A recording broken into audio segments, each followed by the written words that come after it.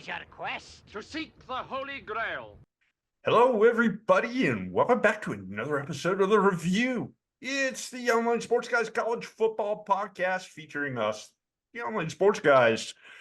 This week, you got a three-pack. You got me, OSG Phil, you got OSG Nelson, and you got OSG Wilkie.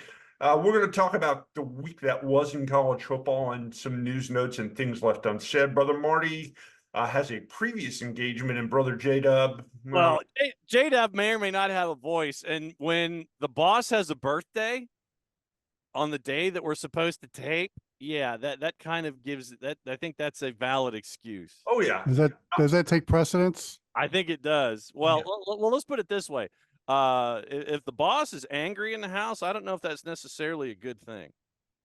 Probably not. I think Marty's got a legitimate excuse today. J-Dub, J-Dub, maybe he did his yearly appearance 2 weeks ago. He satisfied his contract. There you go. Put the milk carton in the middle of us, or put like milk cartons on the edges, something like that. Oh my gosh, That could work too. I'm tempted to put his little photos, his glamour shots that he's been. The Olin Mills stuff. Oh my God, that'd be fantastic. But we digress. We've got lots of college football to talk about. Not as many, holy crap, headline lasting events, but lots of little things going on. A bunch of transfer portal stuff going on. The Alabama guys seem to be running for the doors. Well, wouldn't you? Why? You're at Alabama. But it's not Nick Saban's Alabama, sir. Yeah, well, yeah, you're surprised. I mean, I expected this when Kalen DeBoer was hired. I expected that there were going to be guys that were just going to move on to a different program because that's not their coach. That's not who they signed on the dotted line for. So those who are expecting, hey, Coach DeBoer's here, we're all going to stay. I didn't see that happening. I saw, in this day and age of free agency, and the transfer portals around, I mean, they've got options and they're going to exercise those options. And I know it's Alabama. I know it's a brand name, but they're going to move on to a place where they feel their skill set is going to be a better fit. Now, Alabama fans, don't go running and complaining and doing your Alabama things when things happen. I know it's too late, but look, they're going to get the 5-star type players with DeBoer as head coach. It's going to take an adjustment period. The brand name is still the brand name. Kalen DeBoer has won at every level, including the major college level. Got a team in the national championship game from the Pac-12. And all this noise about him not having any kind of SEC experience. Come on. He won at Sioux Falls. He won at Washington. And at Washington and at Fresno State even, he had no ties to the West Coast. Some big names jumped in there. Caleb Downs, the starting strong safety for the Crimson Tide, jumped out of the Tide's rotation. He entered the portal just a couple of days ago, and 2 days later, lo and behold, he was appearing in Columbus, Ohio for Ohio State. Wasting no time. Going from one brand to the other. Yeah, absolutely. Yes. The other big name is 5-star quarterback prospect Julian Sayin, and he's just saying, I don't think I want to come back. Just saying I'm out. Yeah. With Jalen Milroe returning for the Crimson Tide, that automatically makes them a contender next year because he's easily one of the best quarterbacks going into the 24-25 season. Sayin's looking for another opportunity. He played in high school ball in California. Does he end up out on the West Coast? Probably. I mean, USC, Lincoln Riley's probably looking for a QB. Yeah, they definitely are looking for a QB. So I would, just saying maybe USC. I know that Texas was a part of the discussion. Ohio State was a part of the discussion, but I think that just saying, look, I'm just saying he might go back home. Just thinking out loud, just perhaps, maybe, possibly, probably, perhaps he goes back home and he tries to find a place where he can start, if not be in the mix to start out of the blocks. I'm going to throw another group of players who may still enter the portal here in very good time. And that's from the defending national champion Michigan Wolverines, because their head coach, Jim Harbaugh, has already had 2 job interviews in the NFL. Yeah. Thanks for reminding the Chargers fan here of a part of that discussion. Well, the options for him seem to be either that or coming to Atlanta. 5 years, 90 was the number that was thrown around for Harbaugh by allegedly by Dean Spanos. Yeah, so $18 million a year for a coach that wants immunity if he signs a deal to stay in Ann Arbor. Why would and this is somewhat rhetorical, why would I even want to pursue an individual who says, well, yeah, I want immunity when it comes to stuff going on at my current gig? I'm still waiting for David Tepper to start throwing the same kind of money around at Harbaugh. We've heard nothing from the Panthers about any kind of head coach discussion whatsoever. But I know that I'm kind of bashing my head up against a wall when I ask these rhetorical questions about Jim Harbaugh, but why would you even be remotely interested in a guy who wants immunity if he's to re-up in a college environment? I know the answer, but it's just it's about normal for how things are these days. Wilkie, I thought immunity is something that you get if you're like a criminal who wants to roll over on somebody else, or you're a political person who gets a president to say, I'm pardoning him. I'm a political prisoner of the college football process. I need immunity. Well, immunity in the legal world and immunity in the college athletic world obviously are 2 different definitions. But look, Jim Harbaugh has leverage. He's had winning teams at Michigan. He's done everything he's been asked to do at Michigan, including win a national championship, win Big Ten titles. Now he's beating Ohio State. Now he's beating Michigan State. He's beating the rivals now. So he's got max leverage, and I don't blame him for doing that. And if not, then he's got an offer from the Spanos family to coach the Chargers. I think he's playing it perfectly. Who's going to give him the best deal that he's seeking for himself and for his family? So I don't blame him for what he's doing right now. He's got max leverage. Use it. I'm curious, though, what happens if he ends up in Los Angeles or in Atlanta. 2 words, show cause. Well, not even that. What happens to the Michigan team? You're defending national champions. Same thing that's happening in Tuscaloosa. Yeah. And you'll have guys flocking to the portal. Oh, absolutely. It's what's the old P.T. Barnum saying when P.T. Barnum was starting his business, and he had all of these different things that you would go see, and then there was a curtain, and the sign on the curtain said, "This way to the egress." And everybody's sitting there going, "Oh, an egress. What's an egress?" And you go through the curtain and you're out the door. You're going to have all these folks. Same thing that happened in Tuscaloosa is going to be happening in Ann Arbor and Wilkie. You're going to have 2 of the biggest blue bloods in all of college football having to hit the reset button because of all of these folks that are portaling out. And I know that there's going to be a great deal of mass panic about, oh, no, Alabama and Michigan. No, Alabama and Michigan will be fine. It's just going to take a little while. Well, again, there'll be an adjustment period, but, Michigan could just elevate Sharon Moore to head coach. He's had a few games under his belt to do it, and that's probably keep the players in Ann Arbor. Mm-hmm. So, again, Michigan's got options too. I mean, it could be a win-win situation for both parties involved here. I wouldn't see if they went that route, elevating Sharon Moore up to head coach, that being an issue in Ann Arbor. I think they would stay intact and they would be the favorite to win a national championship heading into next season, as we embark on a 12-team playoff that, guys, it'd still be going on if this time next year. They might have started it a little earlier too. True. But I think we'd still be playing college football this time next year. Yes. 10 players have left Tuscaloosa via the portal since the retirement. Bond, redshirt freshman linebacker Sean Murphy, redshirt freshman corner Desmond Ricks, Antonio Kite, who moves to Auburn, Trey Amos, a senior defensive back, Amari Niblack, a sophomore tight end, Caleb Downs, Caden Proctor, who went to Iowa.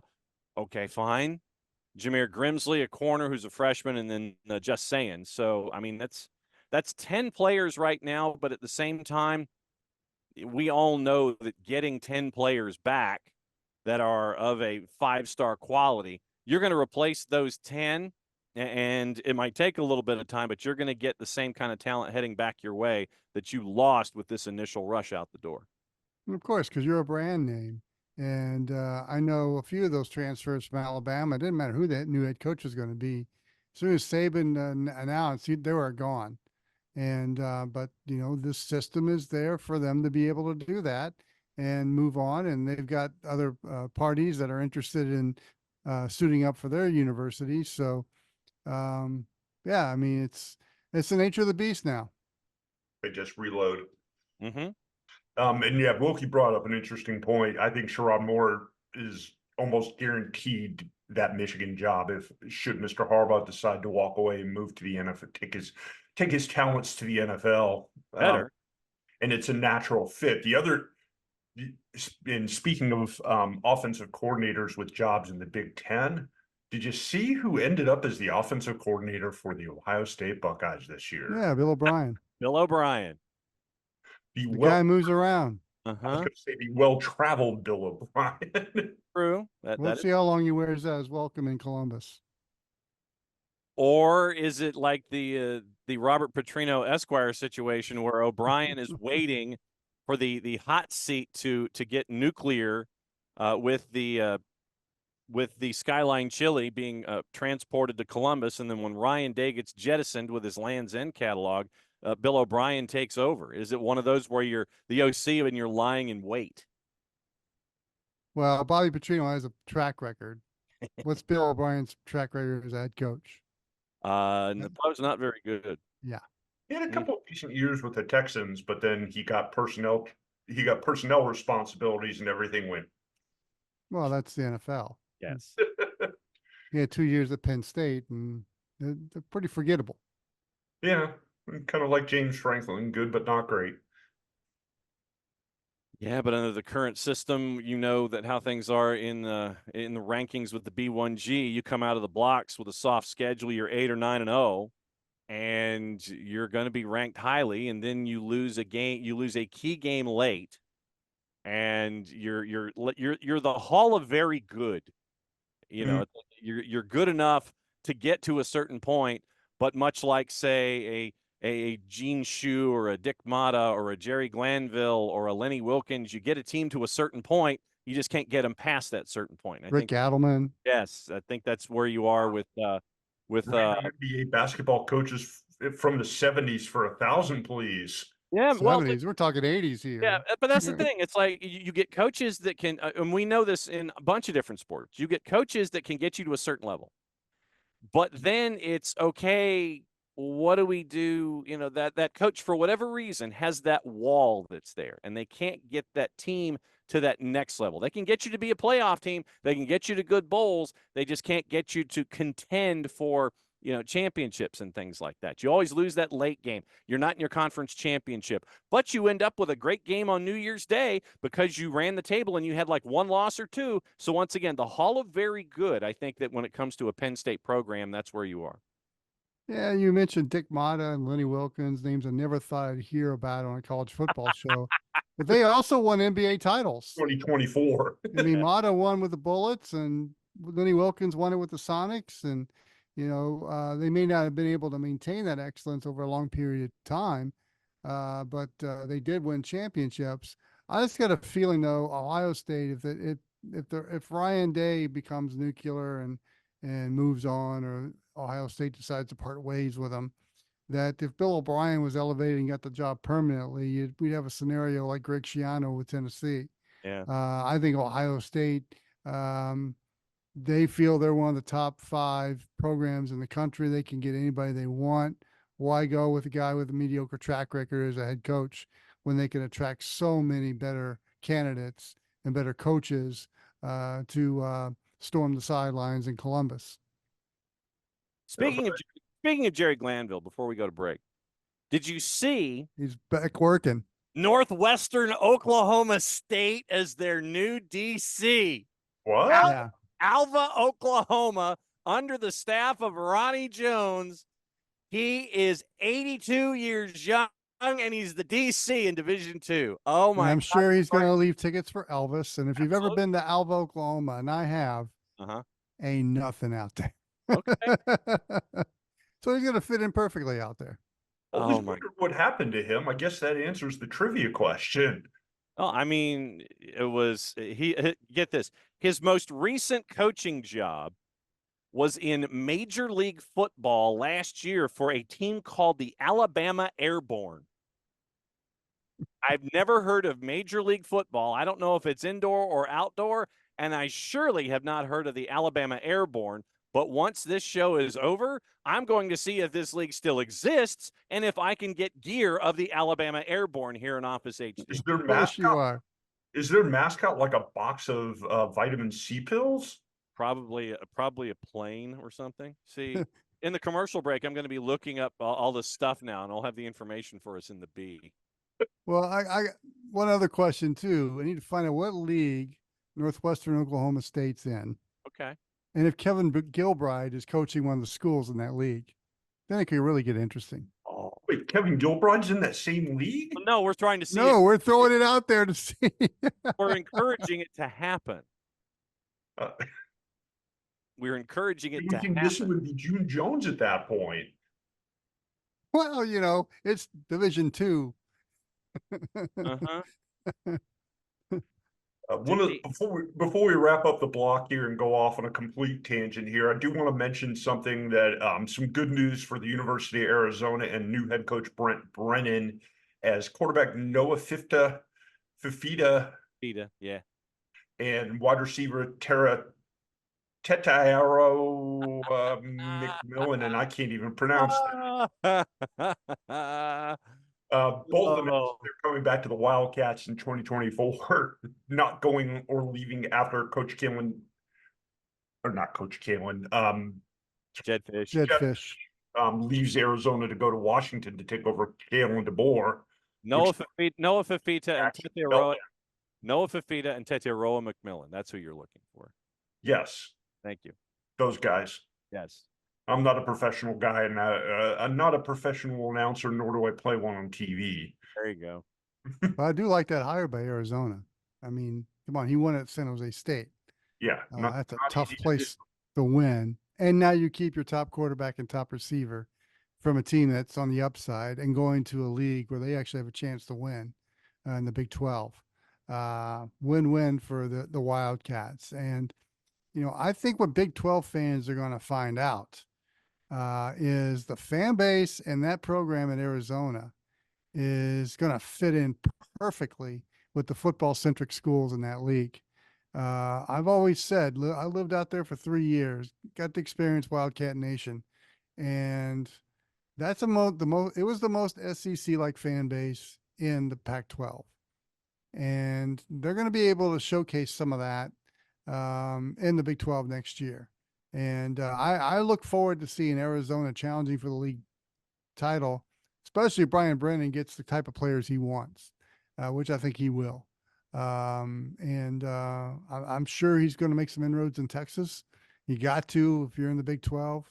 But I really like that hire and the potential Arizona has in that league. And one last step in that long stretch of dominoes that go from Kalen DeBoer all the way down to San Jose State, who is targeting former Navy head coach Ken Niumatalolo. You got it. Niumatalolo. To be their new head coach, with a deal expected to be announced within the next day or two after we record this late on a Sunday afternoon here at beautiful OSG World headquarters. I'm not sure there could be any more dominoes in that set. Do you? I mean, Well, I think it's a good pair of dominoes right there because you got a top of the line coach going to probably the charter program right now in college football. Washington's on the upswing. It's got football tradition, great setting.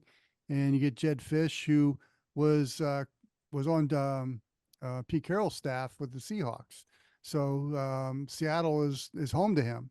And then you've got Brian Brennan coming down, who had success at San Jose State. Now he gets a chance in the major college level in a new league. And Kenny Matatola, who we know about the success he had at Navy. And now he gets a chance to showcase his skills at a group of 5 school that surprisingly has been doing well the last few years, thanks to things like the transfer portal, where they've been able to get some players that just looking for playing time and up their NFL draft stock. It just amazes me looking at the little game of leapfrog that everybody took there. Mhm. It's It's what happens when a brand name has a coaching change. Yeah. And a legend steps down. It is all about, as we always say, it is, time to welcome to carousel. Now is the time for renewal, and you end up with circles being what they are. Boy, is the Major League Football an adventure in and of itself. I just did the search. Yes, indeed. All right. On that note, maybe we ought to go ahead and throw it to break here.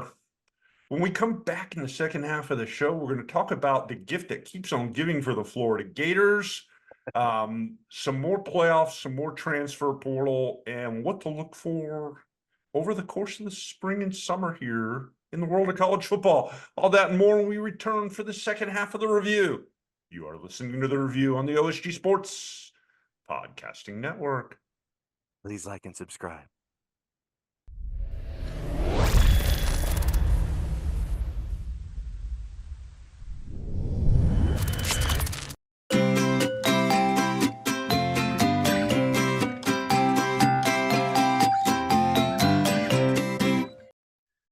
Over here on the OSG Sports side of things, we talk football. FOOTBALL. College football version here with the College Football Review every single week. But for those of you that like not just football with 2 O's, but football with a U, FUTBOL, there's the Soccer Down Here Network.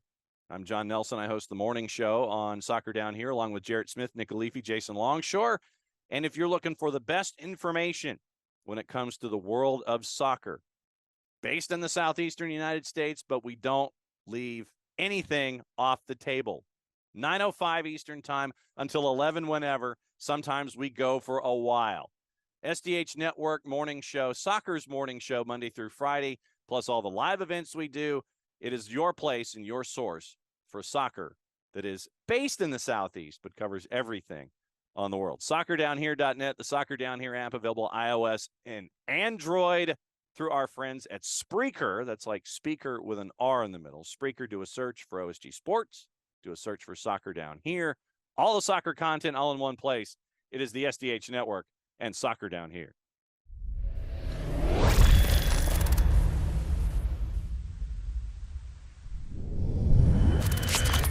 Thanks for sticking around, everybody. You have made it to the second half of the show. The first half of the show, we talked a whole bunch about transfer portals, coaches coming, coaches going, things constantly in flux. And I want to start this block off by talking about legal stuff. Uh-oh. It appears that the Department of Justice and a whole bunch more states are piling on to a lawsuit against the NCAA's transfer eligibility rules. I'm not sure exactly how that plays into college football because it doesn't seem to impact the portal very much. But it's interesting nevertheless. The rule basically you can't transfer twice without sitting out a year rule. Good luck on enforcing it. A, the lawsuit, and B, the friggin' look. The only winners in this particular case are going to be the folks who have the billable hours. Yeah. Do not anticipate much of the rules changing. You will have folks who are going to be making a rather hefty hourly wage, putting up a bunch of papers, probably putting up things that are maybe a couple of inches thick, slamming them down on tables. You're going to have people who are going to be speaking a lot of 5-paragraph essays inside courtrooms in front of judges. but do not anticipate a whole lot changing when it comes to the current rules of engagement. Like I said, the only ones winning will be the legal aspect of that with the billable hours. And to me, this is reason number 5 million that the college football needs to be separated and have a commissioner. Yeah. And because somebody who is strong, has authority, and can rule on things with autonomy. That's the thing about the NCAA. I mean, they have no autonomy anymore. They have no authority anymore because no one respects them. And so college football needs to get away from that and separate out. I'm talking about all divisions too, not just the major college level, but all divisions too, because they're all money makers for the universities and their athletic programs. And have a strong commissioner who can rule on such things as transfers. And I think we all see that the transfer portal is just become unlimited free agency, and it's just killing the continuity of teams, or it's beginning to. Unless you're a brand name like Alabama and Michigan and Ohio State, you're really screwed each year because you don't know who's committed to you or not. And you need somebody strong in there that can rule on such things as well as NIL. I don't think you can do much on NIL as far as amount of money that's out there. I think that's where you'd run into more legal issues. But somebody needs to have a strong voice, a strong presence to be able to get a control of this thing. And until that happens, I think we're just going to see the same thing every year. We're going to see coaching burnout become more and more of an issue as we go forward through the next few years. If everything's held, as nothing is checked. So I think that's what we're up against. Well, let me ask you this though. In college basketball, you have a coach like John Calipari. Yeah. Who has embraced the idea of the one and done. He was one of the first ones in the door that basically would go to college talent and go, look, you're coming to Kentucky. I know I only need you. You only need me for a year. I only need you for a year. It'll be a mutually beneficial relationship. And you get to the NBA. And Coach Cal, ever since the one and done rule has been enforced or put on the books, he's been fairly successful at Kentucky navigating those kinds of waters without somebody like Charlie Baker sitting there saying, okay, you got to do this, you got to do this, you got to do this. Why can't college coaches, and like I said, I'm just being a devil's advocate here. No, I agree. I think you got a good point there. However, how many national titles that has Calipari won in that system? And I think it's only one. Yeah. Mike Krzyzewski embraced it too. He had to, and I don't think he won a national championship since he embraced the one and done rule until he retired. College basketball is kind of benefiting because from the NIL, because a lot of these kids are staying maybe another year or maybe 3 years, because I think they kind of realize that the money is fast in college basketball to where they can supplement their income, where their income is not guaranteed unless you're a first round pick in the NBA. And the foreign players have really filtered into the NBA. So I think it's helped college basketball in that regard. But I see your point there. But college basketball, for the most part, college basketball kind of polices itself really well. You don't see other schools going after the commitments. They kind of lay off. So there's always been that kind of policing of themselves in college basketball. College football, even if you committed to a school, there's still recruiters, other schools still trying to poke you away after you've committed. I think college football really needs to dig deep, figure out that they can run themselves better if they had a strong voice. We hear about Nick Saban becoming that guy. He would be perfect in my opinion, because he's respected. He's done it. He's been there and done that. He's got 7 national championships. But I just think college football needs to figure out, if they continue down this road, I just don't like the fact that in the long term that teams are going to be great one year and terrible the next, and it's going to really sour the fan base. Who what has expected competitive teams year in and year out, and else why they're not going to donate. But who's to say a coach won't screw that up, though? Yeah. I mean, a coach could be good, then a coach could be bad, depending on who's in, though. Yeah, a lot of factors. Yeah, the consistency would be a factor here when it comes to the coaching. But I do think you're going to see more and more coaching burnout if this continues. Yeah. Especially with the, I would say the older generation of coaches who don't want to put up with it. And then you have the case in Clemson with Dabo Swinney, who doesn't want to embrace the portal. No. And I think that's to his own detriment. And you see where Clemson is now being left behind in the ACC by not wanting to go down that road and at least accept it as a part of the day-to-day operations currently going on in college football. Which is very similar to what happened to Mike Krzyzewski at Duke. Duke was becoming very mediocre because he wasn't accepting the one and done concept. When he finally accepted that, that's when Duke came back and started going to Final Fours. Now, they didn't win a national championship, but they became relevant again. Yeah, that's the conundrum Dabo Swinney and Clemson are going to have to address and find a solution to. Because on down the road, they're going to have to start getting some transfers and bringing them in. Because how many 6 and 6 years can Clemson fans take, even with a coach who's won 2 less national than one? Yeah, well, I mean, we know the fan base well. They're very vocal. Mm-hmm. Good fan base, but they're very vocal. So name, image, and likeness being used as an enticement to get people to go from place to place in the transfer portal in college football.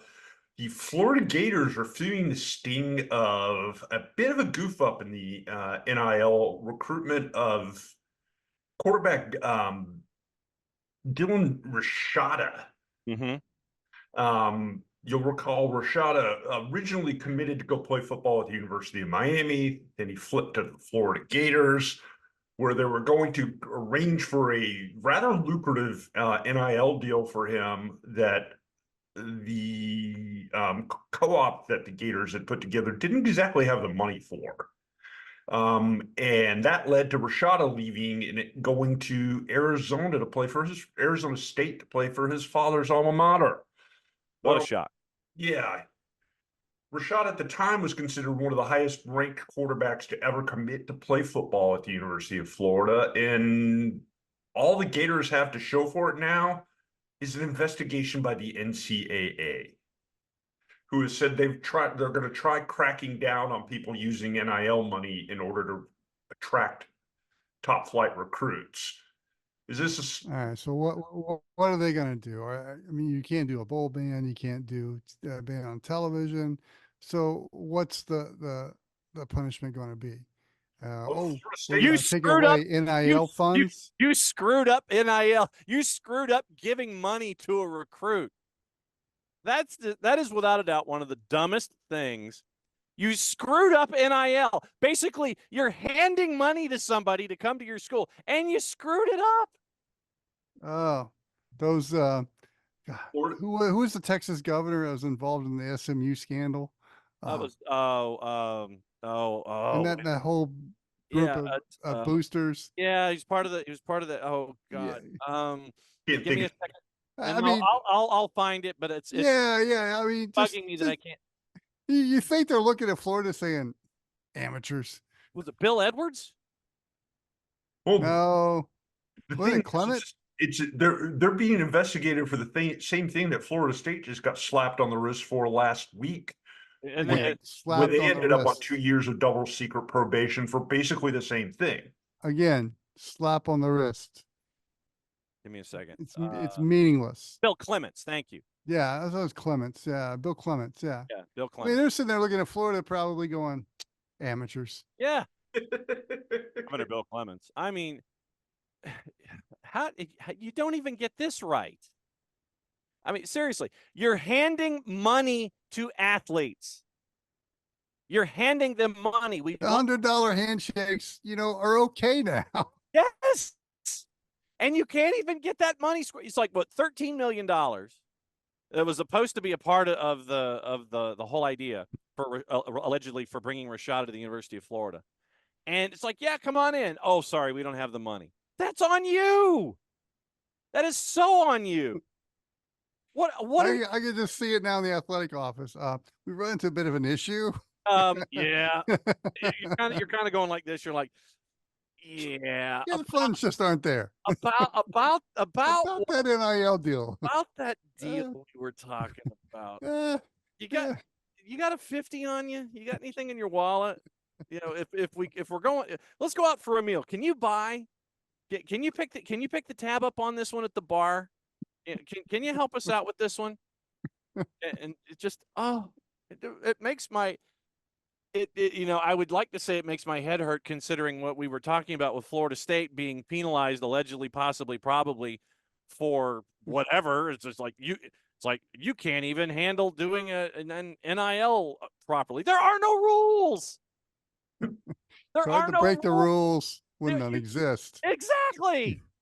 And now the ACC is like trying to dial up the wick on the lawsuit about that's completely unrelated to NIL. I know. I was taking a sidecar. It's just, and I know that shocks you, but yeah, it's like now the ACC is trying to dial up the wick on the lawsuit and everything.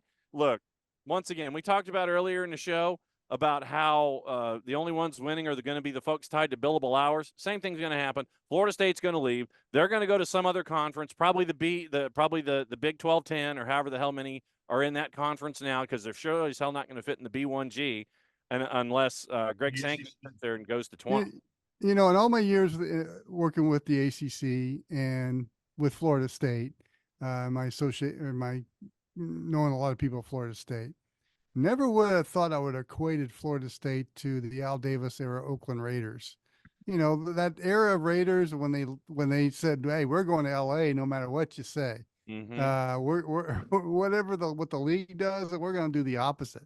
I mean, we're looking out for ourselves. Mm-hmm. I never would have equated the Florida State to what the Raiders did back then, but they're becoming that type of program in college football. If we went all black, oh my! If we went all black, well, they did wear all black a couple of times with the garnet and gold neck, with the garnet and gold collar trim, and you just go all dress blacks. If I see Just Win Baby on the at Doe Campbell, I know they've come full circle. For those of you who don't know what we're talking about, it came out this week that the ACC has filed a counter lawsuit against Florida State, stating that they have no business sticking their nose into the league's affairs right now. They're not welcome. They're not wanted. Go away. You can't even see the Holy Grail without an appointment in a skiff. Do we even know that this exists?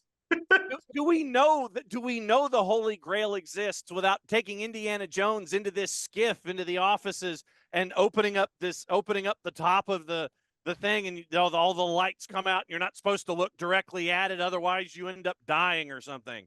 Well, maybe it's in a secret hiding place in Greensboro because the office is now in Charlotte. That's what I'm saying. So did they take it with him? Did they build a secret vault at wherever they're located in Charlotte? You can't take this out of this room. So basically the Holy Grail for the ACC is in a skiff, in an office somewhere, either in Greensboro or in Charlotte. And you're not allowed to see it. It's in and you can't see it, and you can't copy it, and you can't take your phone in, and you can't and you can't take your phone and sit there and go, oh, I need to take a picture of this, click, click, click, you're flipping pages and taking photos. You can't even, you have to surrender your phone when you go into the skiff to see the Holy Grail.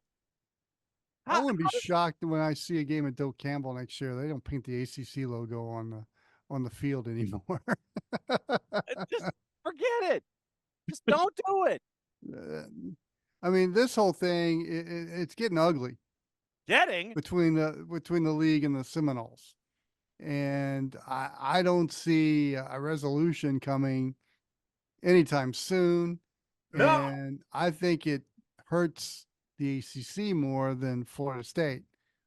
Look, Florida State's looking after their interests, and they feel they've been dealt a bill of goods that are worthless. Screwed. I mean, Clearly they are worthless because it's going to cost them almost They- as much as the school's worth to get They, out of the they contract. ain't paying that full 572. I guarantee you that right no, now. They are going to leave. They're literally, Wilkie, I think you're spot on. I think that they are going to leave and go play in whatever college football equivalent of the LA Memorial Coliseum it's going to be. They're just going to be, they're going to leave. And it's just Yeah. like, all right, what are you going to do about it? We're going here. What are you going to do about it, ACC? Is Jim Phillips going to sit there and go to the head of the Big 12 and go, don't you bring them in? What's the Big 12 going to sit there and do? Yeah, sure. Just keep talking. yeah, and if the Big Ten wants them, same thing. Yeah. In fact, if the Big Ten wants them, I think Florida State is in a great position. But guys, this is going to get really ugly. I mean, this goes back to when the grant rights, what was it, 2011, I believe, is when the grant rights came out. It was around then. What was this? Was this also in a skiff that couldn't be viewed or copied? Probably. I mean, it just seemed like it was forced upon. I read the lawsuit. It's on the tape machine. And a lot of those things that was being discussed after the fact when the grant rights was signed and sealed and delivered to John Swofford's office. But at the time, the ACC, had to do something to stop the bleeding, especially when Maryland left. Mm-hmm. And that's what they came up with, was grant rights. And, here we are 13 years later, and it's the things that was brought up and discussed after this was, after it was signed, is now starting to come to fruition, especially with the new era. I don't think with the streaming rights and the conferences trying to become more national brands and regional brands. I don't think this was all foreseen when this was, or the money that was going to be involved was foreseen when this agreement was reached. And so Florida State is doing what the Raiders did in the early 80s. And they're looking out for themselves. And, it is what it is. I present to you these 15 commandments. Crash. 10. These 10 commandments. It's true. It's oh so very true. Speaking of Maryland, DJ Durkin has emerged as a target for Auburn for their DC opening, according to 24/7 Sports. Oh, good for them. Look, just go ahead and hire Kendall Briles or Jeff Lebby and get it over with. Just go ahead at this point. Just go ahead. Once you're in this carousel, you can never not be in there, no matter what you do on the side. Last thing I want to talk about, we joke a lot about guys being in college football sometimes seemingly forever, but we actually have a college football player who really has been in college football seemingly forever. And we're talking about 25-year-old ninth year senior from the University of Miami, Cam McCormick. Ninth year. And I'm not exaggerating. No, you're not. McCormick started off his career in 1874, covered by Grantland Rice. He was a redshirt freshman in 2016.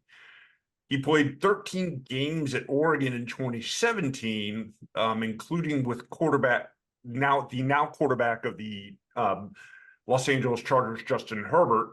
And then he got injured, lost the 2018 season, lost the 2019 season, lost the 2020 season, and with the COVID leap year, got an extra year. And finally, last year, he played in all 13 games of the 2022 season, despite being apparently an 8th-year junior. Yeah.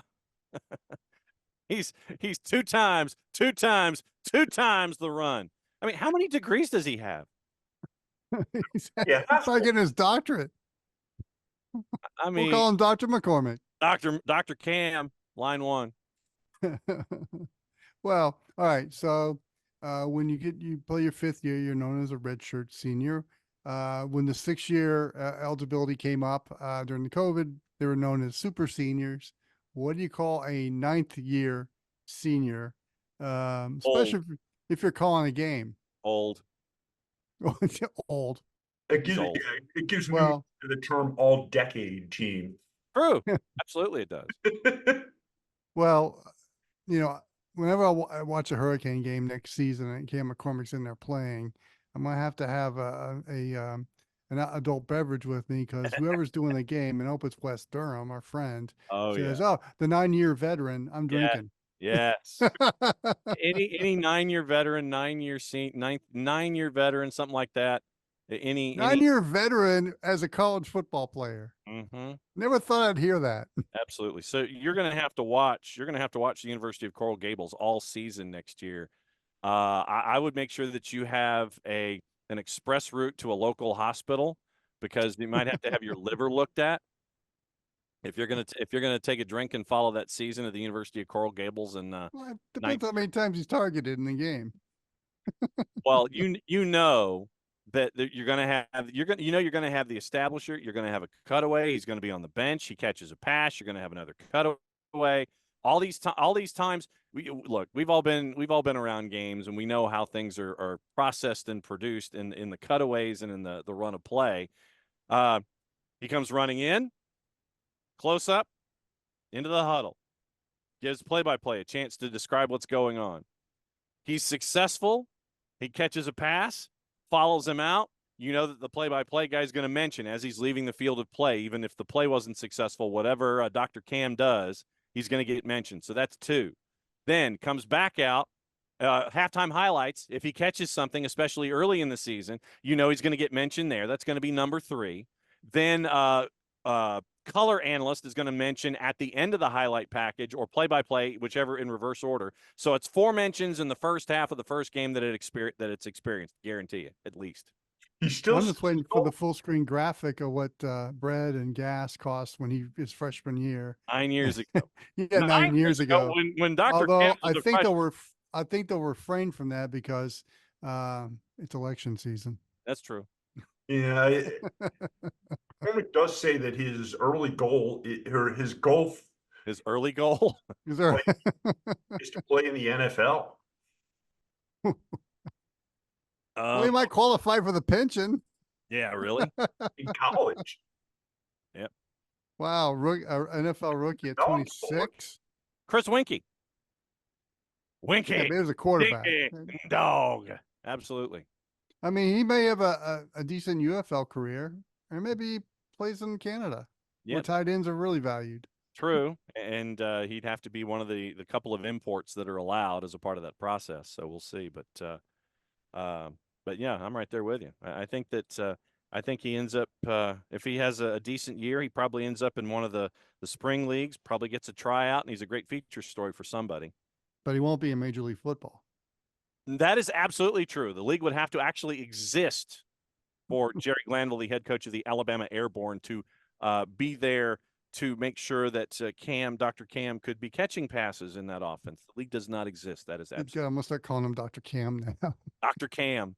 Well, I mean, seriously. I mean, how many degrees does he have? You mentioned the doctorate, so I'm just following the example. I'm thinking 0. And somewhere I think Freddie Wegand is sitting there saying, how come I couldn't do this? Oh, absolutely. Well, Freddie Wegand was he was an integral part of the offense when he was there. So was Joey Jones.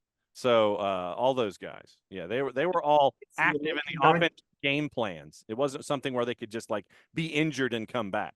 They played from like 1985 to 1999, though, didn't they? Absolutely true. They were all 14-year veterans in college. Yes, they were. Well, because, rules were different in the SEC because it just does mean more, yes. Yes. Oh, we're digressing down a wormhole here, guys. What do you say we kind of put a wrap on things for this week? You Sure. bet. Good deal. For those of you who have made it this far, thanks for sticking around. We do appreciate it. We did kind of get off on badge. tracks, but that is part of the adventure. Hopefully next week when we come back, Brother Marty, Brother J-Dub will join us. Thinking Marty, yes, J-Dub, that remains to be seen. Yeah, he's got college basketball games or something that he wants to be a part of. It's usually something. It's just a matter of what it is in each individual week. Yep. He's announcing the Campbell's women's basketball team today. He's doing his Lady Camels. Yes, the Lady Camels of Bowie's Creek. We do love J-Dub. He also has like 12 jobs along with Only got the 12 job, man. What a matter with you? along with the 9 college football teams that he Hey, man.